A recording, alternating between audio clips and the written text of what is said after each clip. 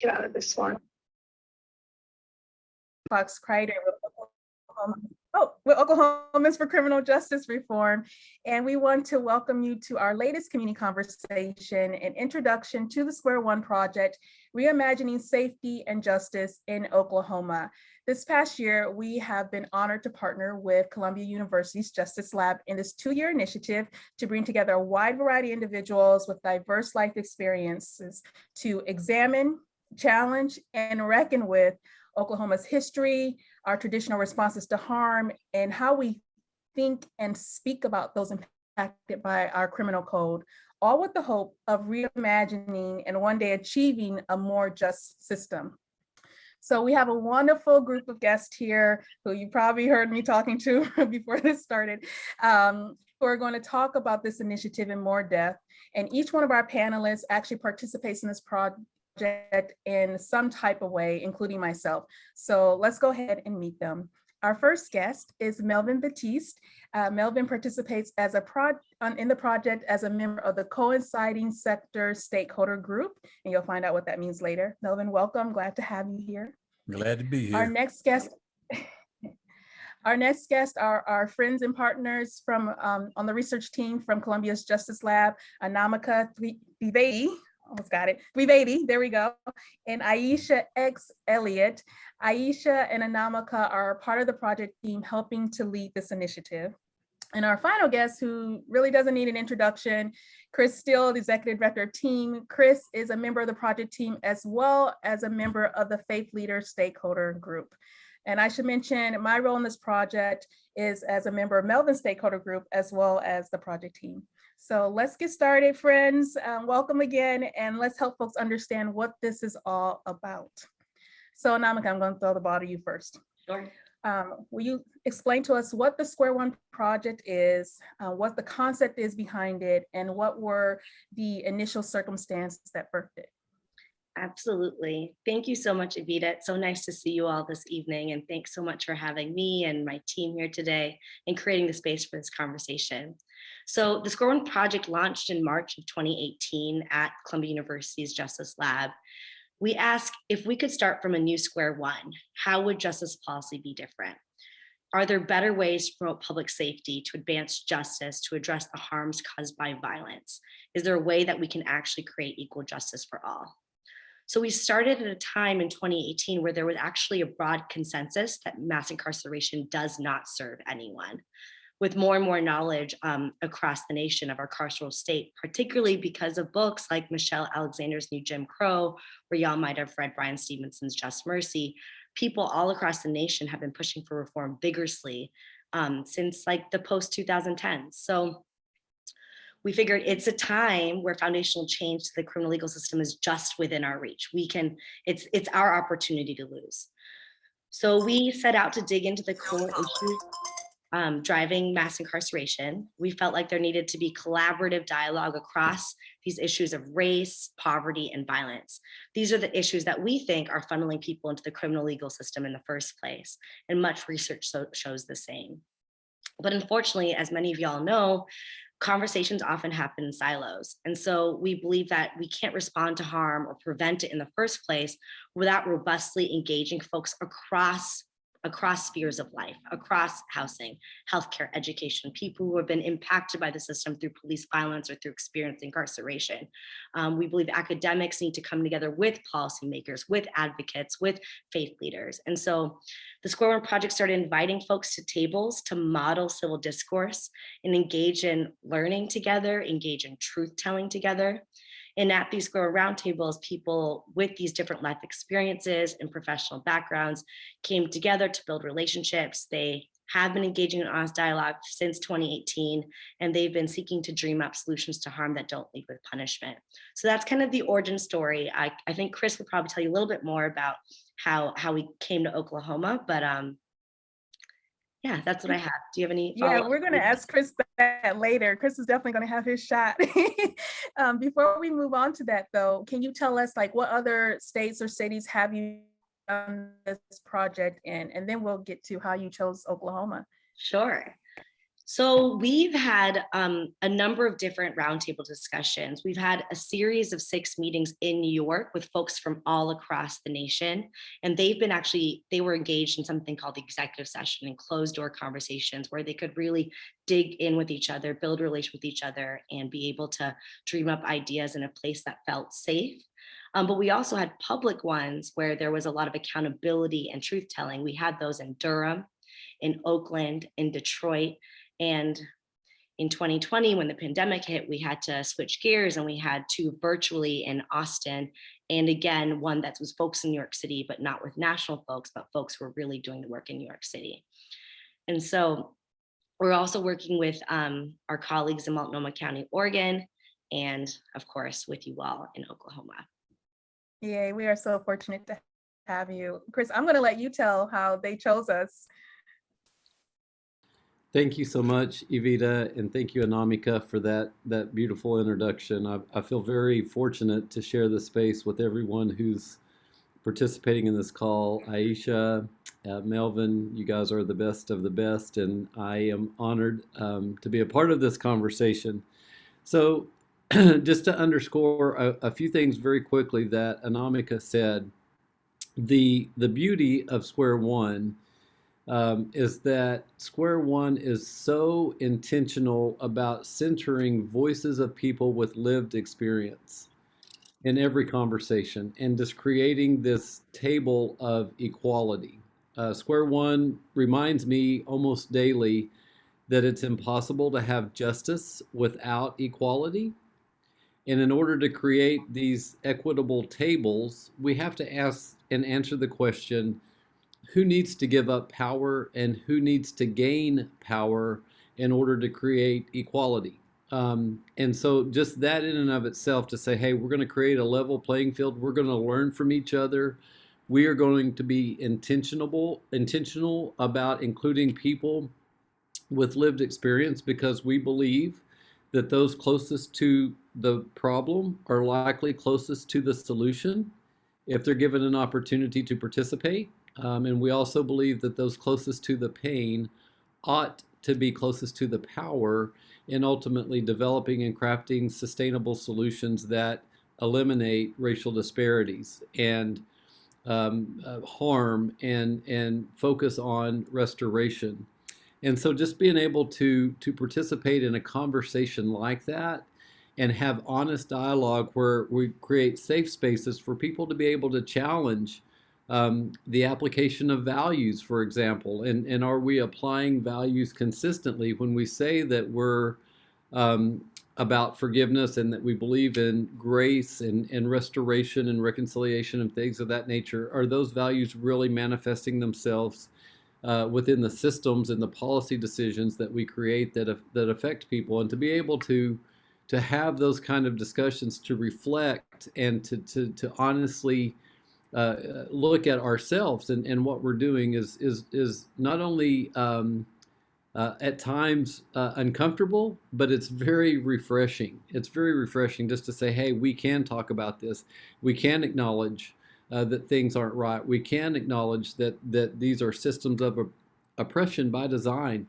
But let's think together of what we could or what we should do differently. Like, what do we do? And then the other part of Square One that I think is just so incredibly significant is the invitation to go back to the very beginning, to go back to Square One, and let's really consider some things. And so, for example, we've just started that process here in Oklahoma, and it's some people here in this conversation that have very clearly pointed out that Oklahoma, and listen, I'm a lifelong Oklahoman, our origin is in Jim Crow laws. So the very first law that we passed as a state was Jim Crow. Of all the things that needed to take place to organize and to become a state and to really move forward, our state decided that passing a law, Senate Bill 1, that says that people of color are not equal to ride in the same train cars as white folk was the priority. We've got to answer that. That's Square One. So that's from the very beginning. And that foundation is flawed. That foundation is wrong. That foundation has created harm, and it continues to create harm. And until we collectively acknowledge that and feel the weight of that, and make reparations for that, it's still going to influence our culture. So I just want to say that's just a taste of some of the dialogue, some of the truth telling, some of the power sharing that happens within Square One. And the focus is always on protecting, preserving, and promoting human dignity. And so just to get a taste of that, to say, hey, you know what? The state that I live in, the state that I love, could really benefit from this kind of conversation. This has been missing. In fact, it's a tremendous exercise in civil discourse. And so what we want to be able to do is ultimately create these tables, create these conversations in our state that would give us an opportunity to also look at ourselves, maybe hold up a mirror to what we're doing currently and what's happening in our state. And given our excessive reliance on incarceration and punishment as a solution to some very basic deficiencies within our society, is something that's not only necessary, but it can be so incredibly empowering and valuable for us as we grow and as we move forward, and as we really begin to consider how we can help one another within our state reach our full collective and individual potential. Thanks, Chris. Anamika, did you have something you wanted to add? That was a beautiful reason, Chris, for why we're there. And I think also, as you all probably know, Oklahoma has one of the highest rates of incarceration in the country, and is one of the world's leader of women's incarceration. And so, with the invitation from Chris and Evita, we came here to be partners in the work with you all to dig into, what are the drivers of for why Oklahoma is leading in these statistics. And so our relationship, though, with Chris and Evita, I think, are one of the most important reasons why we're there, because I'm not a local Oklahoman, and neither is Square One necessarily, but we believe that together we have a model that can help us talk about these really hard but important cultural moments. Thanks. I'm going to invite anyone from the project team to tell us about the structure of the project and the basic principles. Chris, you touched on it, but the basic principles that guide it, and actually who's involved. How do we choose these people? Chris. So, yeah, let me take a start at that and tell you how we've kind of structured this. I would also say, and I think it's very, very important to note, just what a tremendous gift it is to be able to work with the staff at Square One and to bring this project here locally. This is at the end of the day, this is a research project. And these incredible, talented, smart people don't do anything without researching it. And so as we're having these conversations, we are also monitoring if the participants' perspective about justice is changing. Like as we challenge each other, as we dig deeper, as we study, the driving factors and what may be leading to Oklahoma's incarceration rates, and we're really beginning to grapple. We're measuring if perspectives are beginning to change, and this is a real opportunity for us ultimately to develop a strategy for transformative narrative change in the state of Oklahoma. Can we change how we view a person who may need help and a person who may be involved in the criminal legal system? So I just want to lift that up and to say, to create these spaces, what we've done is we've established 6 different stakeholder groups. So those 6 stakeholder groups include business leaders. That's one. That's an affinity. Each of the groups are built around an affinity. So one is business, and we have business leaders. 2 is government leaders. And I should also say that we're inviting these various stakeholder groups to also consider how to implement values of justice within their sphere of influence. So how can businesses be more just? How can businesses implement values of justice within their business practices? How can government leaders incorporate justice and values of justice in decision making and in working together and in collaboration and deciding various issues? So we have business leaders, government leaders, we have faith leaders, asking faith leaders how we can consistently and appropriately apply values of faith when it comes to issues of justice in our justice legal system.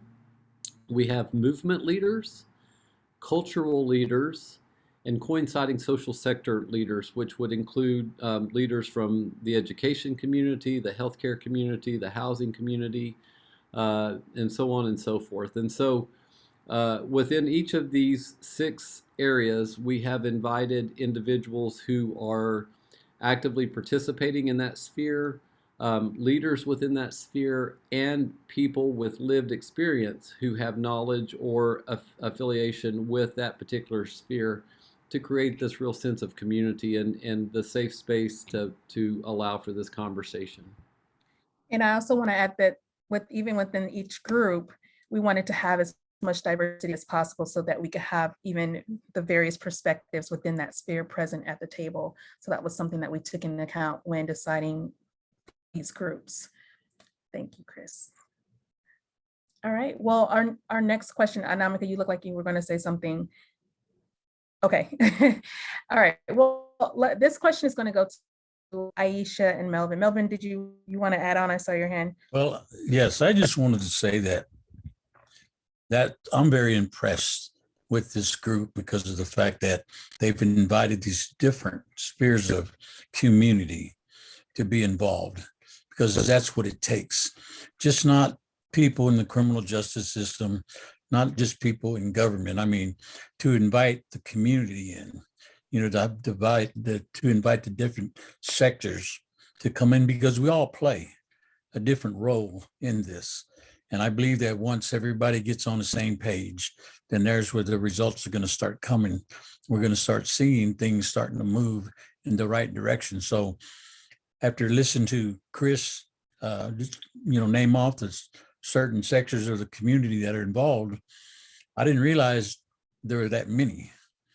And to me, that makes it more impactful to me to be a part of this group. That's what I want to say. Thank you for that, Melvin. Appreciate that. So my next question is to you, Melvin and Aisha, and anyone can jump on after that. But some people may say, okay, because we talk about we're going to reckon with Oklahoma's history. Some people may say history happened. Let's not dwell on it. Let's not dwell on the past. Nothing we can do to change it. Let's move forward and focus on the present or where we're going. What would you say to that? And why do you think it is important to interrogate or reckon with our history? And Aisha, I'm going to throw that to you first. Thank you very much, Evita. I appreciate it. And just thank you for having me in this space. I think if you look at the history of how badly and how unfairly, I'll call them brown-eyed people, because it's not just Black people, how they've been treated. And if you have a conscience and you have no malice in your heart, you'll be shocked into not repeating those harms. Like if you see an abused, broken, fragile, or afraid puppy, you'll rescue it. You won't further hurt the puppy. You try to heal it. And I think people who have suffered countless years of atrocities and oppression and inequities and countless other very painful nouns, I think they should be afforded the same care. And it's also important for these care providers to know who they came from and where they came from. Chris talked a little bit earlier about Jim Crow. There's the Klan history, land grabs. They need to know and understand all of this, because if you don't know, you don't know. And a young person would not know why when a Black man walked by his father, or he won't know, he's 5 or 6 and he's like, oh, Dad, look, a nigger. He doesn't understand that. He doesn't know why that's the case. So it's important to go all the way back to square one and understand why you were taught these things. Thanks, Aisha. And truth telling is one of the fundamental principles of this project, right? Truth telling, tell it like it is. Melvin, did you have something to add? What would you say to that? Why do we need to reckon or and question? Well, I've had that brought to me many times. I've had that saying, well, I'm not the one that's doing that to you. I didn't follow my ancestors' ways. I'm treating you. And so you can't blame me. Yet my response to them is, but you're enjoying the fruits of it. So you cannot sit there and say that you're not a part of it, even though you wasn't the one that put the action in, but to enjoy the fruits of it, you're still a part of it. And so, again, like I said, the land run, when they took the land from my people, a lot of them say, but I didn't take your land. Yeah, but you're living on the land that was taken and you're prospering off of it. So you cannot tell me. Back with you all? Yes, but you cannot tell me that you're not playing a part. So until they can get to that understanding that even though they did not participate, that they're receiving the fruits of it, and then understand that maybe those are bad fruits, and come to realize that what can I do to rectify that, then nothing changes. And so that's what I always answered when people would always try to say, you can't blame me. And I'm like, okay, well then give me the land back and we'll be okay. I heard one guy say to a native, go back where you came from. So he pitched his tent in his backyard. So, anyway, I just want to end with that one. That is a very good point. Go ahead, Chris. Evita, if I may, just such an important topic like this, the unbelievable significance of the conversation that's being had right now, and the Square One conversation in Oklahoma is just so important. And to underscore what both Aisha and Melvin just said, within one of our convenings, there is a colleague from the Chickasaw Nation who is participating in this endeavor as well. And we were talking about the land, quote unquote, the land run or the land grab. And she had echoed many of the sentiments that Melvin just articulated. And listen, as a lifelong Oklahoman whose two parents were both public school teachers in our state, I just want to say that when I was in the 4th and 5th grade, we literally took an entire day out of school to reenact the land run. We literally celebrated the land run, taught to celebrate that, and everybody in our school was invited to dress up in their frontier clothing and come out and celebrate and reenact the land run as a celebration. And my colleague on the Square One project asked if we were ever taught or if we ever had discussions about whose land we were claiming and whose land we were taking, and the answer is no. And so as a lifelong Oklahoman, it was a moment of truth for me to realize that I had participated in something that was just very much accepted and may still be very accepted in my state. That's very wrong. It's very wrong. And to be able to feel that and to be able to understand how those kind of activities still impact people today is very significant. In helping me grow and helping me say, whoa, wait a minute, what can we do differently here? And how do we have these conversations, and how do we own behavior that has been extremely harmful, and how can we make this right? And Square One gives us not only the opportunity in the space, but also the language to know how to have those kind of conversations. And I just want to underscore the significance of both knowing our history, but also being able to process through our history and hopefully come to a point where we can begin to correct and repair some very tragic things that have happened and continue to happen because of our history. Absolutely. If we don't learn from it, we're just going to keep on repeating it. It's what we've seen in our criminal legal system, right? Not learning from our mistakes. I want to move to reimagining safety and justice. So we've thrown this phrase around a lot. What does it actually mean to you all? And I'm going to open this up to any of our panel, because I know I have an idea what some people might think, but what does it mean to you all?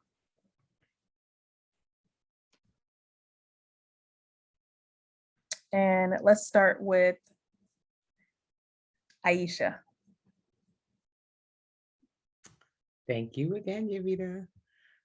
Your question was What does reimagining justice mean to you? What does it I look would like? say that it means a lot to me because as a Black person, I don't feel safe. So to imagine safety is comforting and it feels a little bit hopeful, like that one day I can stop likening the criminal legal system to how bleach works. Like it's great for whites, but it destroys colors. So we need a color safe justice system. We need to redefine what justice is, because when people have been doing things for so long, that's just what it is. And this is how we do it. It should not be like that at all. I just need I need color safe in my life. I'm going to remember that. That was profound. And I'm good. Yeah, for me, oftentimes we talk about reimagining safety, about the absence of crime, being in communities where there isn't crime, where there isn't violence. But to me, safety is not about the absence of things, but it's actually about the presence of love, the presence of connection, the presence of food, of the ability to move in your streets, the ability to go from one neighborhood to the next and feel alive and feel liberated. So for me, if I were to reimagine our system of justice and safety, I would imagine a world in which I could knock on my neighbor's door and be able to shoot the breeze and have a good time and feel safe in my body and be able to be authentically myself. And it's not about police. It's not about handcuffs. It's not about cages. It's not about ostracization. It's about togetherness and love. I know that sounds like a little hippie, but it's just, to me, like I want to be able to live and thrive. And that has a lot to do with what we put in. What are the inputs, not what are the separation mechanisms. Melvin, Chris? Well, again, my concept of it all is just the definition of equality. There's so many different explanations of it, but the life experiences that tell it all. I want to be able to stop at the stop sign as anybody else without fear of what's happening when I stop. You see, there's some people can stop at a stop sign and have no fear, and some people stop at a stop sign and wonder what's going to happen next. It shouldn't be that way. It should be everybody get to stop at the stop sign and have that comfort and move on. And so the definition of equality, again, because it's been so widespread with different tones, I think needs to come back to one spot. And then we can bring it back to one spot to where everybody has an agreement of what it really means and how to go about it. Then to me, I think that's the important point, to me, because, and I know that's probably the most far-fetched we could ever reach, because as humans, we're probably never going to get there. We just can't get there, because of the differences. But that's not to say we can't try, at least get a little closer. And I think that this is what this group intention is let's get a little closer. We may not get there completely, but if we can get a little closer, then that will lead us to get even more closer. So I'm just ready to get closer. Exactly, Melvin. Thank you. Chris, you look like you wanted to add something. Yeah, So let me just announce that I'm feeling emotional. I'm feeling happy and also heavy at the same time. And I just want to own that because I'm a crier by nature, and if I start crying here, I apologize. But it's hard for me to hear Melvin speak and Aisha speak, and Anamika speak without feeling emotion. Melvin, I am not going to steal your story or steal your thunder, but Melvin served 38 years in Oklahoma's correctional system. And I think my reimagine of justice is that Melvin Baptiste or Aaron Kozar or other mighty men would not have to be punished, but could use their life experience to help others, which is what Melvin is doing today. And I will just tell you that every day he pours into individuals who are currently um, swallowed up by the within the current system, and he speaks life and he provides wisdom and he provides hope. And when he speaks, it's like nothing I've ever seen before. You could hear a pin drop, and people hang on every word. And I wish that Melvin Hall could use his voice without having had to be incarcerated for 38 years in Oklahoma. My idea of reimagining justice includes knowing the difference between accountability and punishment. My idea of reimagining justice is proactive and not reactive. We're not waiting for somebody to mess up and then react and pounce, but we are proactively saying, my goodness, what do we need to make sure that this person has a foundation to thrive and to succeed? I think my idea of reimagining justice as I go along here is really focusing on the value of economic opportunity for everyone.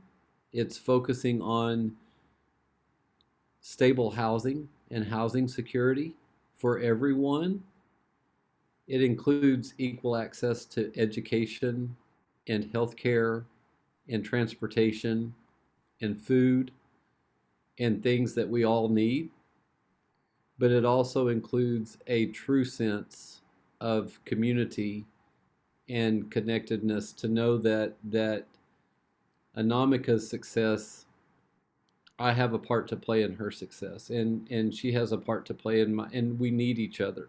And I've learned, and it's only validated like 300 times a week in my work with Square One, that all of us need all of us to succeed.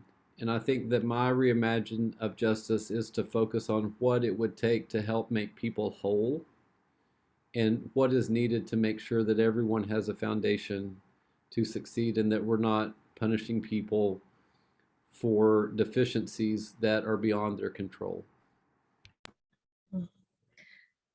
Yeah, that was you absolutely for everyone. And I think it begins with how we see one another.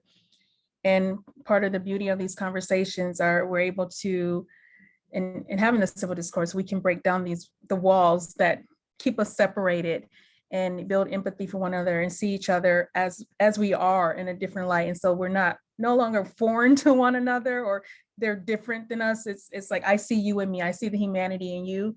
And, and that causes us to care for our neighbor, right? Care that maybe they don't have housing or a safe place to sleep, or, the care that, justice has not been served in their life. And that was great answers, everyone. Thank you so much. I'm going to move on to the next one because you kind of answered my next question, but this one is to Anamika and Aisha. You all are not from Oklahoma. But you've had the opportunity to visit our wonderful state and to talk with a wide range of actors and explore how Oklahomans tend to perceive and implement measures to achieve safety and justice, right? How we think about it. You're able to do this from a fresh and unbiased or new perspective, right? And I also may add that you all are able to, you have the privilege of being able to see all the stakeholder groups and engage in a portion.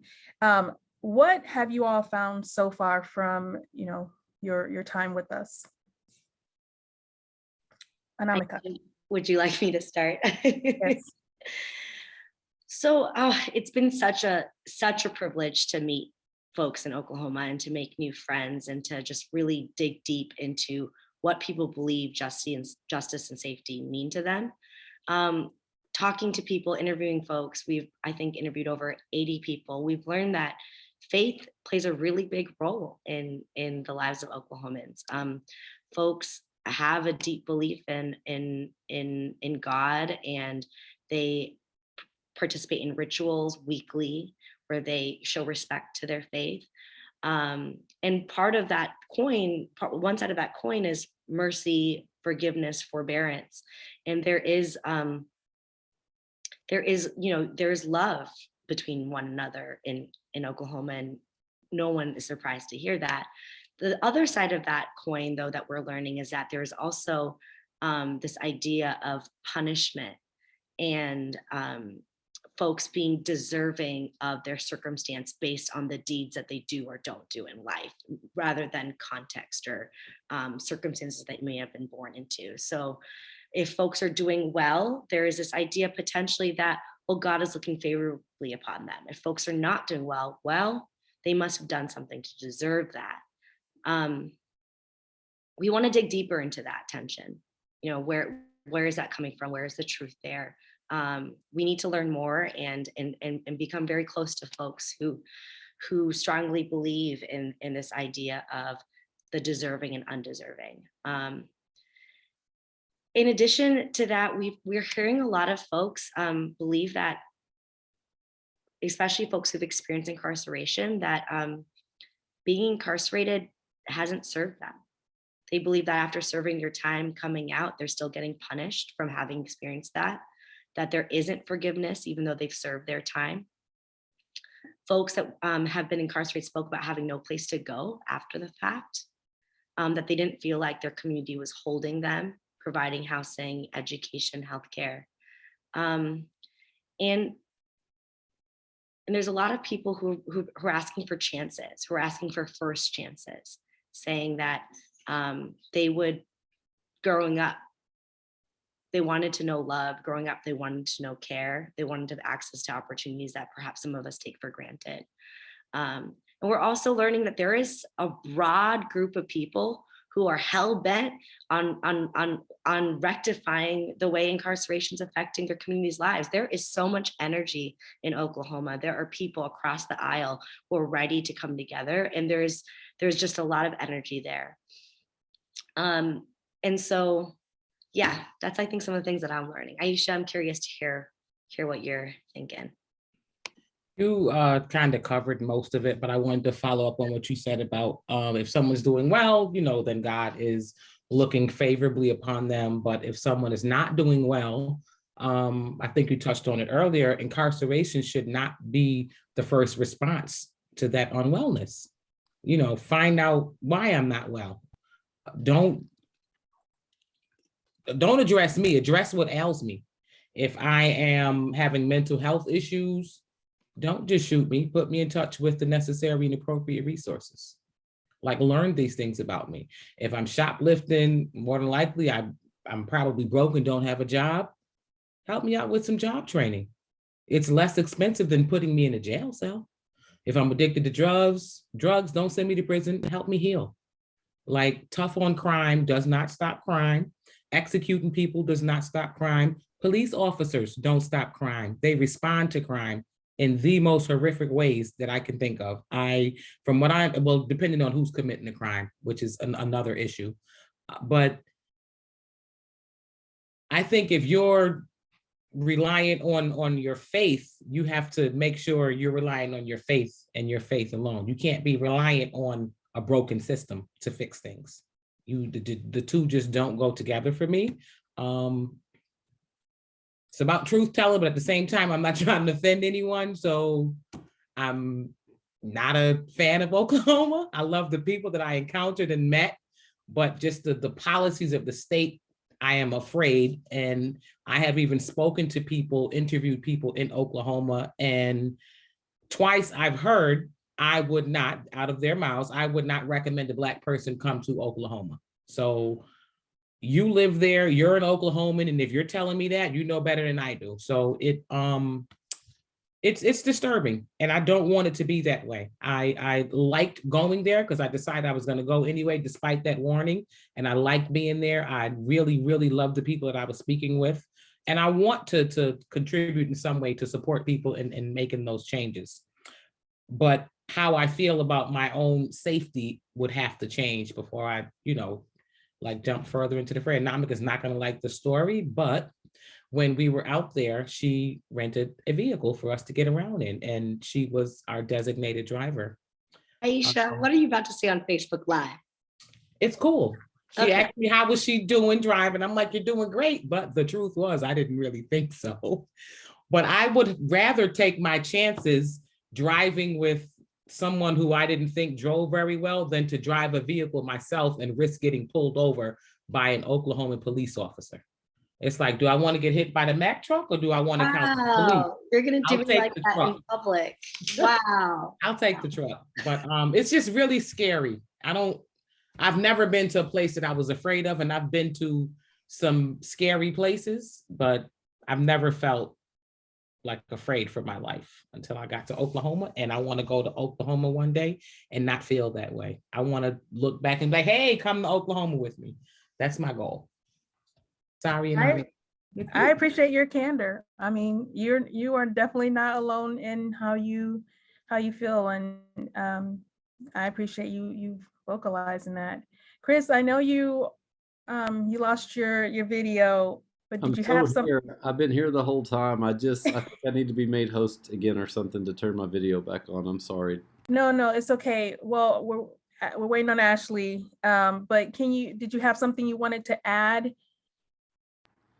No, other than, this is about truth telling, and what I appreciate Aisha. Aisha causes me to look at myself honestly, and I love it, and it's so refreshing. And Aisha, I want what you want. I want you to come to Oklahoma one day and feel safe, and feel good, and for everyone who lives in our state to feel safe and to feel good. That's a reimagine, right? So that's the goal.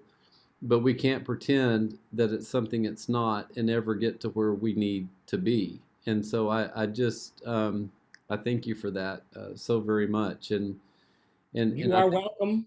Thank you for that. And you can come back on camera because you're host now. Yes. Okay. Thank you. Fantastic. Great. I had to step away real quick, but anyway, okay. Thank you so much. So yeah, I just want to say, like, we have to own where we're at, or nothing's going to change. And the thing that we don't want to do is pretend, right? Because we can say, oh, that things are great here, and if they're not really great here, then we're probably not going to be motivated to change, and we're only tricking ourselves if that's the case. And then the final thing I would say is, like, it's so very, very important to me as a person of faith.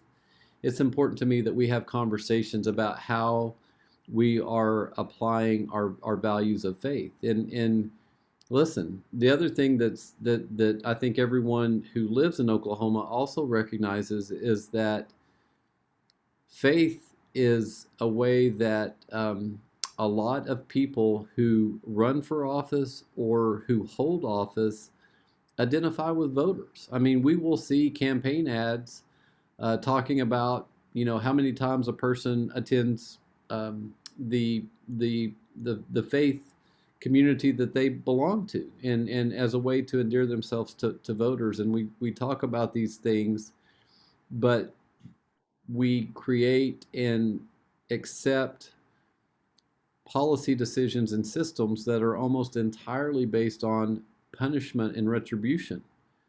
Policies and systems that exclude and demean and belittle and dehumanize. And that's not okay. and at some point we've got to decide if culturally we're going to be we're going to find our identity in faith. Let's at least play to our strengths, and let's lead with those values that I think make faith attractive. I mean, let's really make sure that we are consistently applying values of grace and mercy and forgiveness and reconciliation and redemption and restoration in ways that really matter. And so I think that this is a taste of some of the kinds of conversation and kinds of issues that we're going to wrestle with. And you know, going a little bit deeper, perhaps a violent response to violence is not the answer, and yet we see that consistently in our state, and we want to punish, and we want to just really we're in the midst of, we just set the execution of 25 individuals for the next 29 months, 28 months now. And at the end of this period of time, Oklahoma, if nothing changes, if there's no intervention, will go down in history as having executed the most number of people in the shortest amount of time of any state.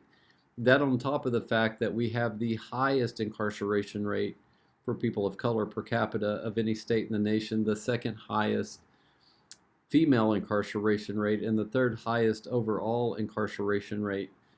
I would just add to this that I know for a fact that the people who live in Oklahoma are not worse or not more criminogenic than the people who live in other places. It's not like we have more people who are prone to commit crime here or who are doing bad things. That's just not at all the case. In fact, I would contend that there's really good people who live in our state, and yet we have the highest incarceration rates, and it's because we're excessively punishing people for deficiencies that are often beyond their control. Thank you, Chris.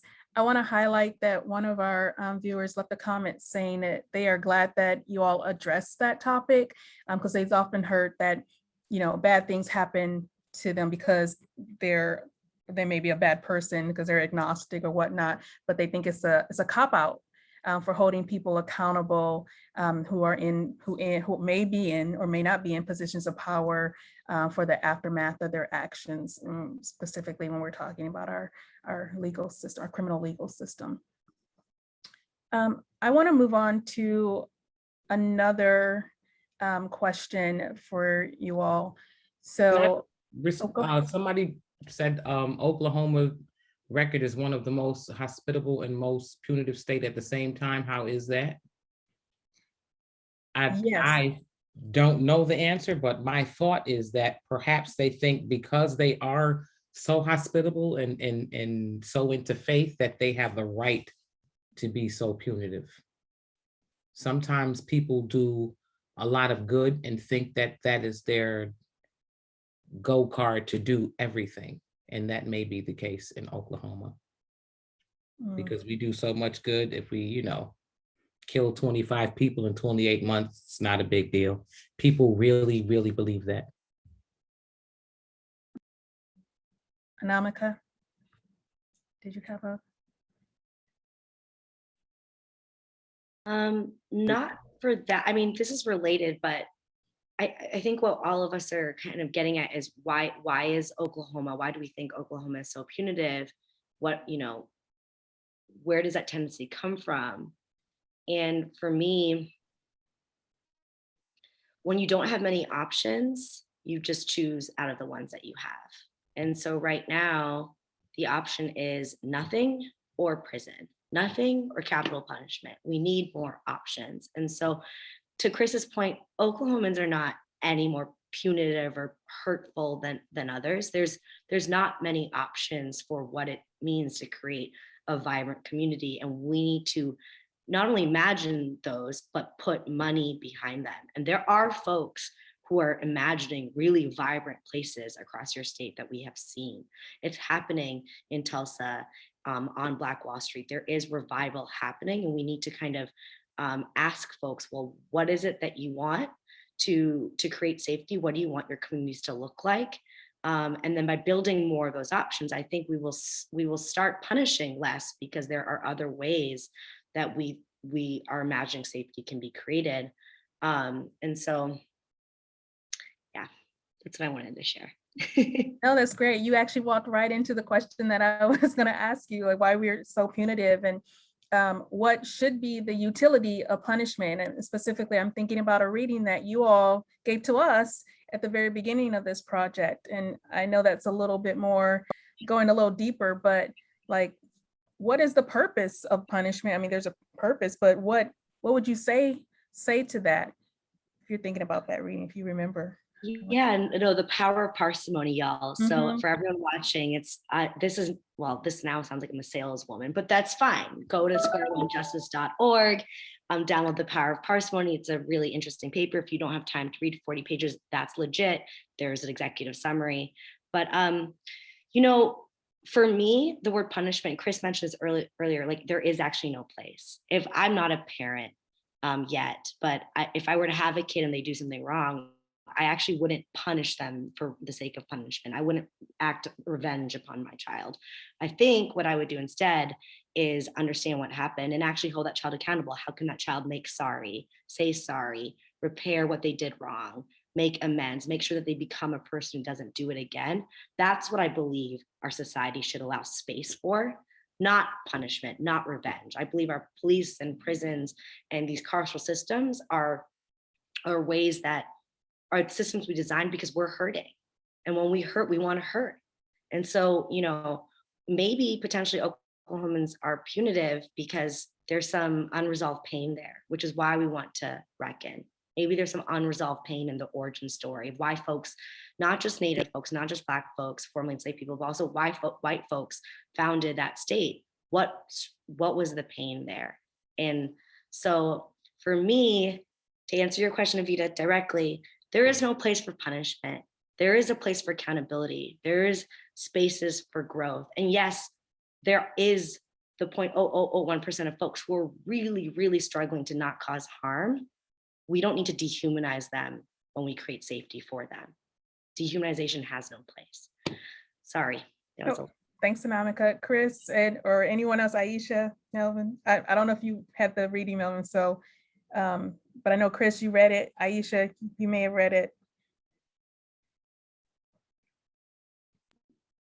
That was before my time. Okay. Yeah, I think, Mel, do you want to chime in? I thought I saw you, maybe you were going to speak a while ago and we kind of moved fast. Is there, please? Well, I just wanted to touch on when people were talking about people in Oklahoma of faith, and how they feel like maybe they, have the right to be punitive. There's a song that I sing in church all the time when I'm up leading the praise and worship. And one of the songs is called One in the Spirit. It says, we are one in the Spirit, we are one in the Lord. We have joined with each other, we are one in accord. And we come and lift up our Savior for the whole world to see, because they'll know we are Christians by our love, by our love. So to me, when I hear that, and then I read chapter 13 of 1 Corinthians, the love chapter, which describes what love is, we, of faith, if we don't, like the scripture says, if we can talk in different languages and of angels and don't have love, we're just making noise. And we can have all wisdom and move mountains by our faith, but don't have love, then it profits us nothing.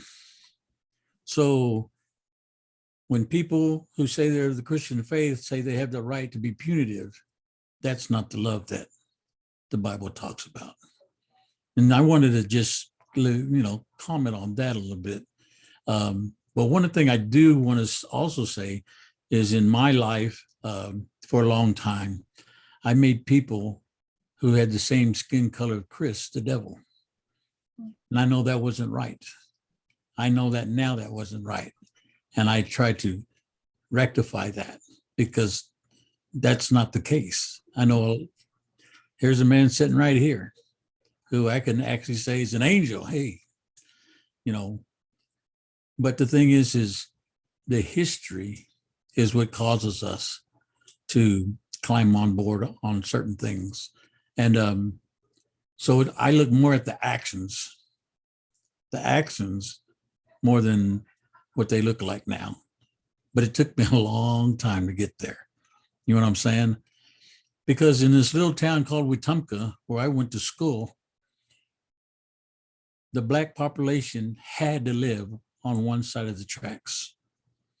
The white population had to live on the other side of the tracks. And the natives were lucky that they could even live anywhere in town. So to me, again, like I said, to me, that was more about action than it was, I mean, in other people's minds, it was color. But as I look back, to me, it was more of the mindset and the actions that spoke louder. And so I'm thinking that, again, to me, I agree totally with Amica that there's no place for punishment. It's all got to be about accountability, but more importantly, after accountability, like Chris says, you got to forgiveness, reconciliation. When I was young, whenever I did wrong, my mom first thing she tried to do was she tried to discipline me, and that discipline was accountability. She didn't punish me. Now my dad was different. He was into punishment because that's the way he was raised. My mom wasn't. She was into saying, you need to understand what you did, and here the consequences can be this. Hey, that fire is hot. If you touch it, the consequences, you're going to get burned. You're going to get burned up, and it's not going to feel good. So don't do it. And then if I did it, then I know that I stepped out of line.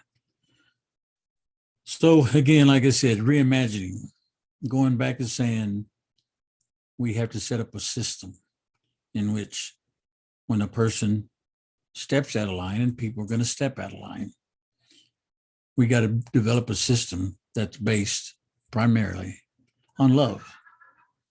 Because when you set up a system that's based on love, then everything will start falling into place. But if you set it up on something other than that, then you're going to get all this wild stuff. And that's where we are now with the criminal justice system and punishment. It was never developed out of love. It was developed as something completely different. And that's why we reimagine when we go back and said, here's where you start. You lay a foundation of love. Yeah. And let it build. Absolutely. Yeah, it's a vestige of slavery. What we have today is the evolved arm of a way to dehumanize and steal the humanity of people, and it's still present with us. And if we really say we hate that system that used to be, then we will look at the system that still is and work to change it. Chris, did you have something you wanted to add? I don't want to take away from what Melvin just said. I think maybe it's good just to kind of rest in that. I would say that for the people who are watching this, and when we talk about, and Evita, your question before was this concept of parsimony and the power of parsimony, which is a reading from Square One that everybody ought to go and check out. It truly is. But I would just also say there are elements there of what is the proper role of government. The reality is we're also, for the most part, a conservative state, probably a very conservative state, and we have lots of discussion within our state about the proper role of government intrusion. And it's not uncommon for people in Oklahoma to take a stand against government overreach, except for when it comes to our quote unquote correctional system. And if a person makes a mistake and becomes, has their rights taken away and is basically controlled by the government at that point in time, there seems to be little concern about government overreach in those scenarios. And so what we want to be able to do is have discussions about how we are applying our values consistently, and also say, hey, wait a minute, if we're about protecting individual rights, let's be consistent in that regard. If we're about being pro-life, let's be consistent in that regard. If we're about trying to make sure that people can flourish and have an environment that is conducive to people excelling and doing well, let's be consistent in that for everyone and not just some. And so I think that's probably a step or two beyond just the question of the discussion that has taken place around parsimony, the power of parsimony, the proper role of government, but I think it comes back to really understanding what's happening in our state and why it's happening, and more importantly, what can we do, or how can we imagine a better, healthier approach. That was perfect. Thank you, Chris. My next question is to all of you. It's a three-part question. We talk about narrative change, and that's what one of the things we're after. What are some of the narratives or the mindsets that are currently out there, especially when we speak about crime, who commits crime, violence, punishment? In what ways, well, we all know, are these narratives false, and what power, more so, what power do these narratives have? And I will throw it to Aisha. That was coming. Yeah. Thank you. Felt it. I think one narrative that I'm thinking of is that Black people are dangerous. There's these high crime neighborhoods.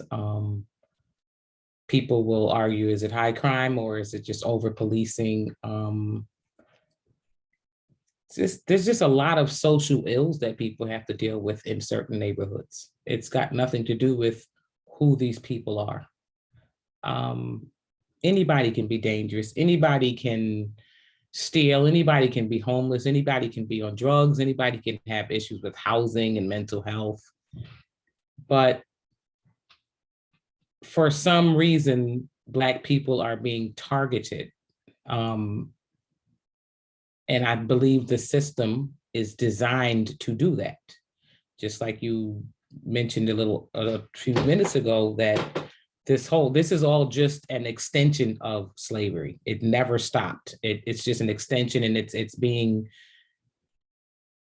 it's what prisons are, and you're in prison making garbage cans and grills for 10 cents an hour, losing fingers, not being compensated for anything. It's all just slave labor, and it goes outside of the prison into, it's just a whole design structure. And people oftentimes say, oh, you want to just blame it on the man. It's not blaming anything on the man. This is just what they're doing. They continue to oppress us. And I cannot remember, I know Anamika remembers her name, a woman, she said, it's got nothing to do with fear. It's an awareness that you won't have that power for long. You're not afraid of Black people.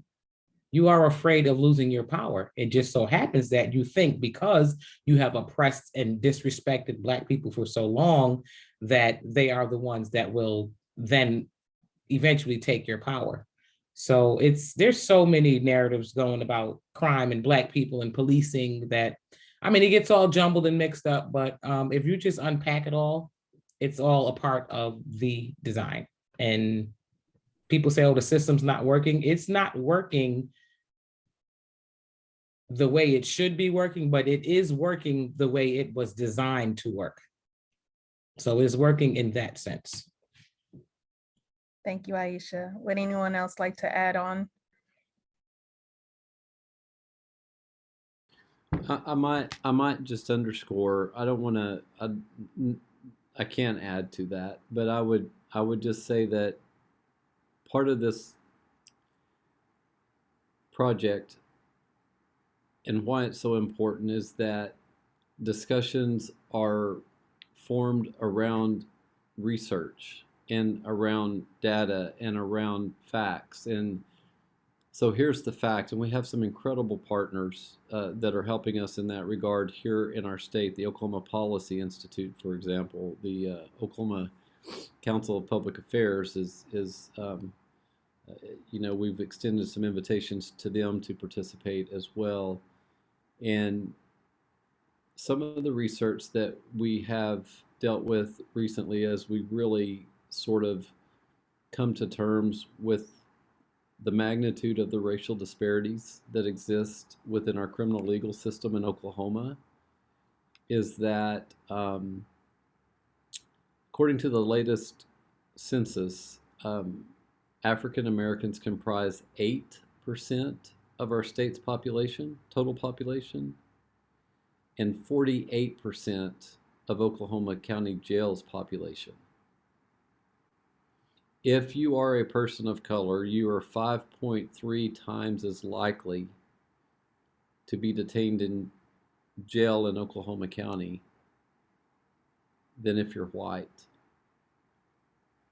That's amazing to me. The prison population in Oklahoma, demographically 24, a little over 24.8% or something of that nature is African American. 8% of our state's total population. You are over 3 times as likely to go to prison in Oklahoma if you're a person of color. Again, just to go back to a very obvious truth, it's not that African American or Native American, black or brown people are more dangerous than white people. That's just not the case at all. And yet our system contains unbelievable disparities. Yeah, I just wanted to follow up on what Chris said, since you were talking about the prison population. We visited the county jail, and I was of the belief, based on the research that we had seen in the data we looked at, that the county jail, that there were a lot of Black people in the jail. When we visited the jail, I saw 2 Black people. I'm like, thought they said there was a bunch of Black people in here, but it turned out that they, and this connects to the fear and the what you think of Black people. They took us, because of security reasons, which made sense, a ton of sense to me. We went to a security level that was minimum security, and they had all the Black people in the maximum security part of the jail. And I am sure that that was done intentionally and not based on their crimes. And that's those are the practices that they, until they can get people the help that they need and connect them with the resources they need, those are the things that they need to stop doing. That's some of the options that they should look at is just don't add oppression on top of oppression, and don't add to this ridiculous narrative about Black people, because that just didn't make sense to me. We're going to put you in this part because you're Black, not because you're dangerous and violent and all the reasons why maximum security was even built, but just because you're Black. I think that's ridiculous. Yeah, and I think to piggyback on the data that Aisha and Chris are kind of sharing, I think it's important to note that Oklahoma spends about 90% less than the per capita national average on social services. So we're spending less in your state in Oklahoma on education, on healthcare, on access to nutrition. That's going to have effects on people's lives. So we need to invest in people so that we can prevent harm in the first place. And then in terms of, folks saying, well, there are more folks of color incarcerated because they're doing more things. Well, you also need to look at the distribution of police. Where are police being sent more? Where are the jails being built? And what counties are they being built? When you build a structure, You then employ people to work in that structure. And then there's incentive to then put people behind bars. So people can use data in different ways. And it's important not to just name the statistic, but then understand the why behind it, which is why at Square One, what we're trying to do is make sure that we have folks across social sectors, across life experiences coming together.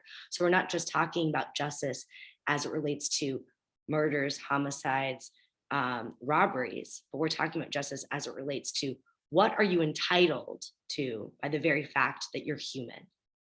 What needs can your government, can your society meet for you, because you were born into this community, and you deserve the right to live and thrive, which requires some provision by the state. Thank you, Anamika. So we have about 20 minutes left, and I want to pick it up a little bit to bring the hope into the conversation. So we're talking about narrative change, and we want to, that's one of our goals. How can narrative change translate into a more just Oklahoma? This is for anyone that would like to answer. Let me kick this one off, if I may. So listen, when we see people differently, we treat people differently.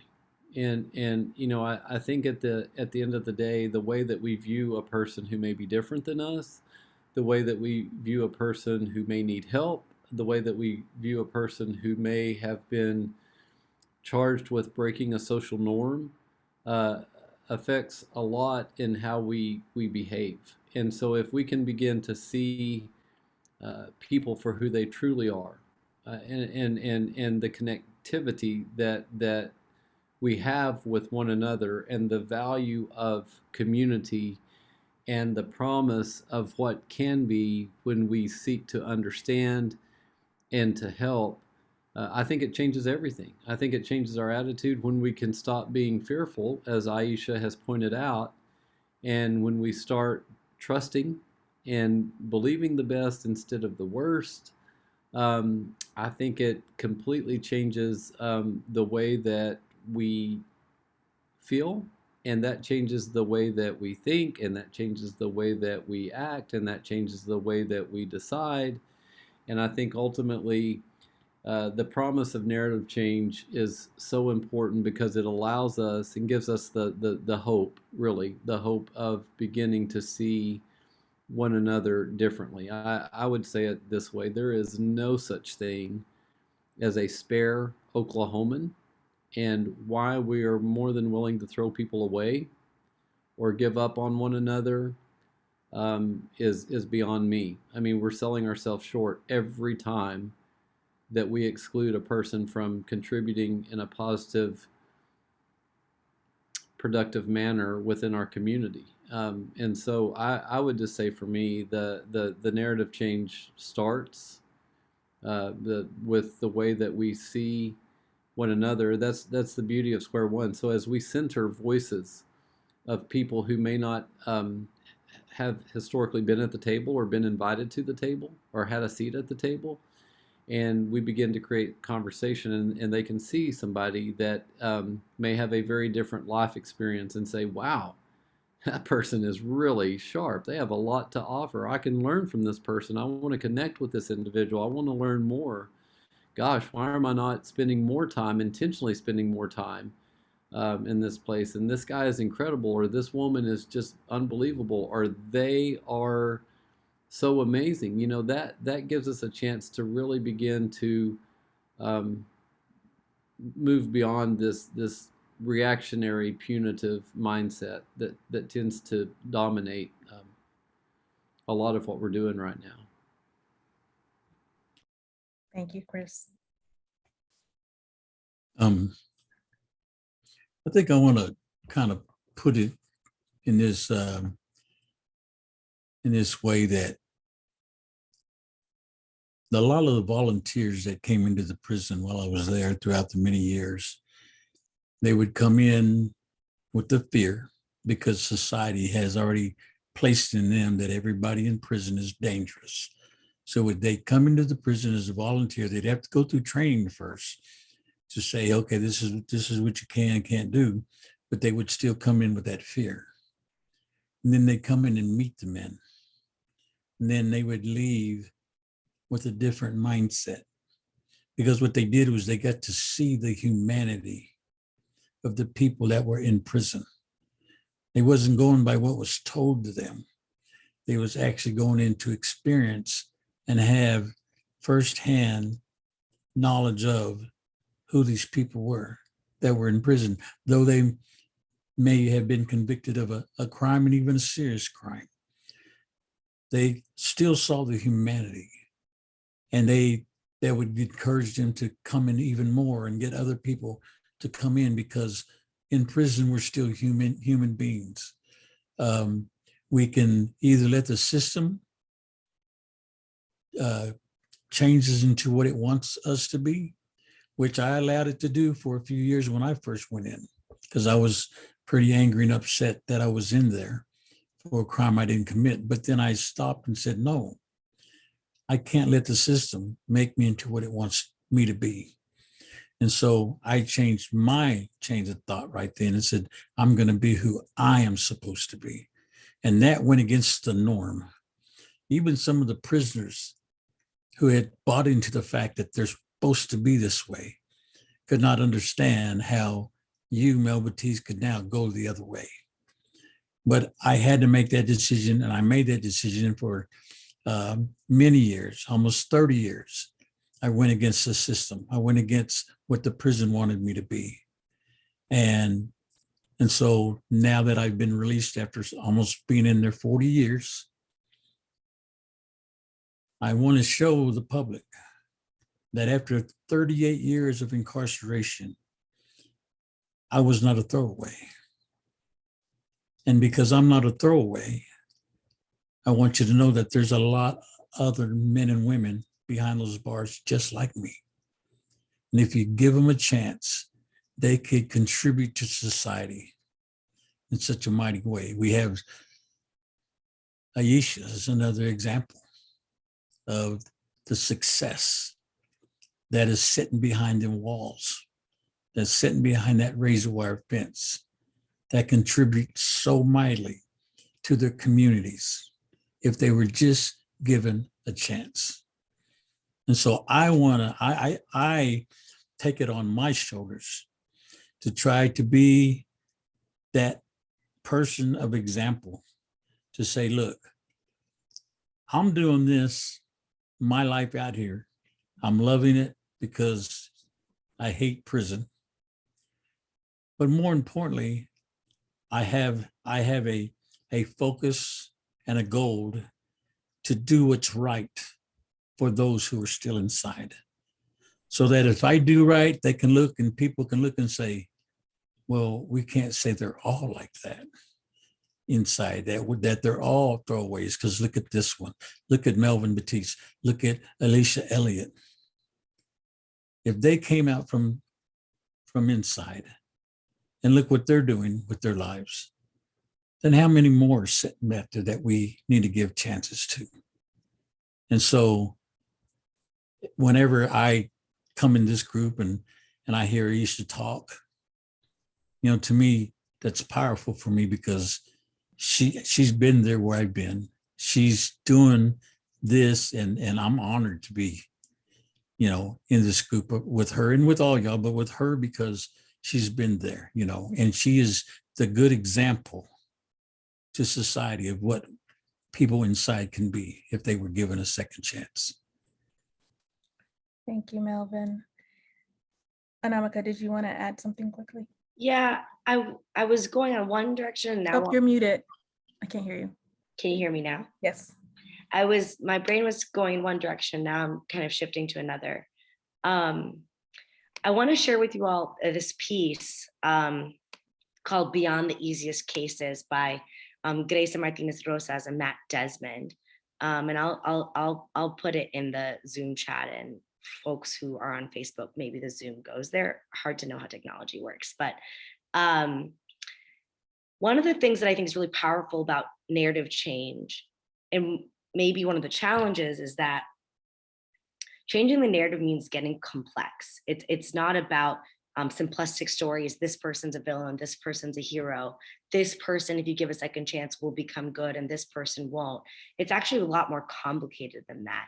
I think one of its powers is it allows you to dig deep into someone's personhood, to really know who they are as a whole person. All of us have the power to hurt people and to uplift people. All of us, as much as we think that like, oh, I'm one of the good ones. No, you can hurt people, and you have hurt people. If you look at yourself truthfully, if you really look at yourself, there is hurt that we have all caused. And I think that is what Square One and what we're trying to do in this group is really get to know folks beyond these one layer narratives. There is humanity in all of us, and part of that humanity is acknowledging someone's complexity, acknowledging that people make mistakes, and also that people can do beautiful, wonderful things, and that person's often the same person. So I'm really excited to support y'all in Oklahoma in doing narrative change, because I think it's such a bizarre, vague word, but I think at its root, it's talking about our culture and what we and the lens at which we look at the world. And I think narrative change allows us to widen that lens and not look at things in black and white, but be able to see the nuance. Thank you, Anamika. That was great. So we have about 9 minutes left. Aisha, did you want to add something quickly? A couple more. No, just wanted to say thank you to Melvin. I appreciate your insights and your very kind words. They were deeply, deeply felt. And I thank you very much for that. And ditto. I love the love. Look at that. Square one moments. Okay, we've heard this amongst our group, this phrase. Chris, quickly, what are square one moments? And Melvin, I mean, you actually have a square one moment. I'm going to ask you to share about what, being part of this work has led you to do. But Chris, first, can you tell us what is this, a square one moment? Well, I can tell you what they are to me. Anytime true justice occurs, anytime that truth is told, anytime that equality is accomplished, anytime that a person is heard and seen and validated, those are square one moments for me. So when we think through the way things ought to be and they actually occur, or at least we take a step in that direction, that's a square one moment for me. Like if we could go back and imagine a system free from harm and racial disparities, anytime that we create those moments where there's true equality and it's a level playing field and the outcomes are such that everyone involved is made whole and helped, it's a square one moment. So I will say this very, very, very quickly. In Oklahoma, we have a pretty significant visit that happened today. A very large and new convention center complex entity within this complex is 6 different restaurants and it's just a hot spot for business here in Oklahoma City. They came and visited participants at the nonprofit that Mel and I work at who are still incarcerated. And they talked about how they want to be intentional about being a background-friendly employer. And they had these conversations, and one of our participants looked at the HR director of this company and said, "I feel like you see me." And he said to her that he sees her. And he said it's the best day of his life. So I think a square one moment is when people are seen and feel heard for who they are and for the value they possess. Thank you, Chris. Yeah. Melvin, being a part of these conversations, this project gave you the idea or maybe gave you the push, I don't know, to embark on your own initiative. Can you tell us briefly about what you're doing? Yes. One of the things that I always said when I was in prison is when I got out, I was going to help my family. Well, after being 38 years in prison, my family was those that were inside because I spent 24/7 with them. I still love my blood family, but they really didn't get to know who I was from a young age at 23 to the age I got out at 60. But these men inside spent 24/7 with me, and they got to know a lot about me. And so one of the things I told them, I says, I will not forget you guys when I get out. And so one of the things that I realized when I got out as a Native American was that there were things going on. There was assistance that was brought forth to what we call tribal reintegration, reentry programs for Native Americans who were getting out of prison. The only problem was these assistance could only come to those who were within the tribal boundaries of the reservation. When I got out, I needed assistance. I called my tribe, but I told them I'm in Oklahoma City. I'm not in the reservation. They said, we can't help you. Of course, that didn't stop me. I went above that person's head who told me that, and I went to the director, and he said, we can help you, but you still have to come to the reservation to get your vouchers and get your help. So fortunately, I had a friend who could take me 100 miles to the reservation to get my help. But I realized after Chris Steele brought me into team, that I started seeing a lot of natives come to team, and they were getting the assistance that team could give them. But I felt like, no, they deserved the full assistance from their tribes. Because one of the things that happened while I was in prison was there were many years that I was at a prison that was outside my tribal jurisdictional boundaries. But every year when my tribe would submit their census, they would put my name on that census, and they would get money for my name while I was outside the jurisdictional boundaries.